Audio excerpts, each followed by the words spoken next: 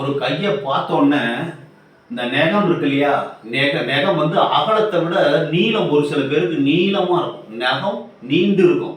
அகலமா இருக்கும் ஒரு சில பேருக்கு. ஒரு சில பேருக்கு நகம் நீளமா இருக்கும். நீளமா நகர்ந்து இந்த சுக்கிர வளையம் இருக்கு இல்லையா, அதாவது புதன் வீட்டுக்கும் குரு வீட்டுக்கும் இடையில அப்படி வளையமா வர்றது சுக்கிர வளையம்.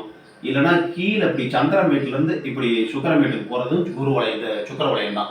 இந்த மாதிரி வளையங்கள் இருந்தால் அந்த நகம் நீளமாக இருந்ததுன்னா படைப்பாற்றல் அதிகமாக இருக்கும். அதாவது புத்தகம் எழுதுவது, புதிதாக கண்டுபிடிப்பது, கண்டுபிடிப்பாளராக மக்களுக்கு சேவை செய்யக்கூடிய ஒரு உதவியில் ஒன்று புக்கு எழுதுவாங்க, இல்லைன்னா ஏதாவது கண்டுபிடிச்சு மக்களுக்கு கொடுப்பாங்க, இல்லைன்னா பத்திரிகை ஆசிரியராக இருப்பதற்கு மக்களுக்கு சேவை செய்யக்கூடிய புதுசாக கண்டுபிடிச்சு சொல்லுவாங்க. சார், இந்த சுக்கிர வளையம் இருந்து உடைபடாமல் சுக்கிர வளையம் இருந்து நகை நீளமாக இருந்ததுன்னா மக்களுக்கு சேவை ஆற்றக்கூடிய புதுசாக கண்டுபிடிச்சு மக்களுக்கு